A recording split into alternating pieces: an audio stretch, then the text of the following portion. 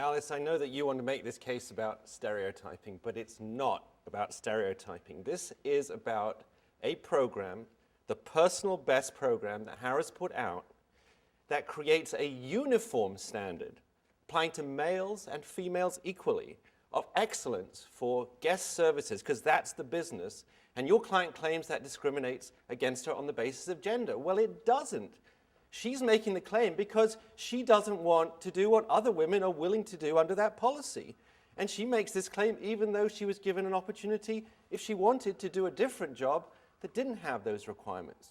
And what are the requirements? They're not stereotype. They are content-driven. There are rules that apply to men. Men have to do certain things, like they can't have ponytails. They have to have their hair cut short. Those are rules that apply to men. Each person who works there, male or female, has to have a body that is well-toned. It's an appearance-based program. And you know well that the law is very clear on this, that appearance is not an immutable characteristic like someone's sex or someone's race. It can be changed, and if it can be changed, it's not protected by the law. You can make up rules so long as they have a valid business reason, and so long as they don't create an unequal burden upon men and women. And in fact, in this case, there is no evidence that's been presented to the court that suggests that the burden on this particular individual to wear makeup was greater than the burden on men to comply with the rules that were imposed upon them. Anthony. And for that reason, clearly you lose. Anthony, you know the law in this circuit is that a personal rule that applies differently to women and men, even though it's about an immutable, not immutable characteristic, can be sexually discriminatory. You know that it's unlawful to say women have to wear contacts while men can wear glasses. You know that. That's what the law says, and that's what we're working with here. This is the same kind of case.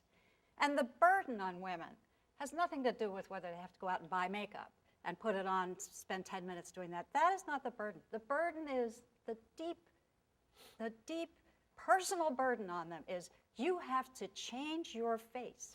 You have to improve your face. And some women, most women, will go along with that. Most women are more comfortable with their makeup on, and they feel their faces improved when they have it on.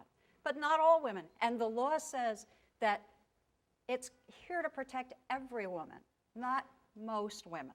And Darlene Jesperson is a darn good bartender, and she's entitled to the same protection but with due as respect, everyone Alice, else. I agree with you that the law says if there's an unequal burden, so that if you're imposing, for instance, a different weight requirement upon a female than a man because of the body build, that would be a violation of the law. But that's not what we're talking about. This was a policy that was narrowly tailored, defined, to allow the company to present a certain image, which it wants to do for business.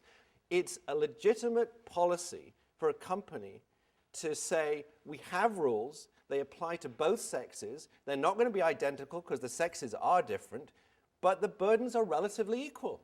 Well, the whole question of appearance, it's not just that they have the same business standard. Their standard is appealing to the eye. It isn't Harrah's has a policy that all women have to wear makeup because we want all women to be made up. It's all women have to wear makeup because we want them to be appealing to the eye.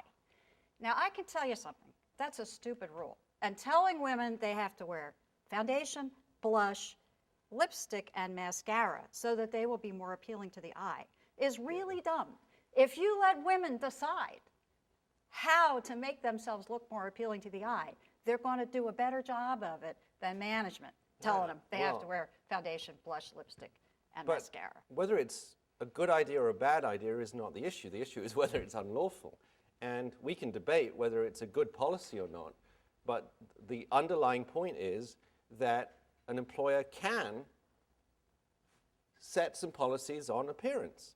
And if they don't have an undue burden, then there's nothing wrong with it. And there are limits to the law. There's at some point where the law needs to stop interfering with the rights of people to decide how they want to either run their business or individually to appear.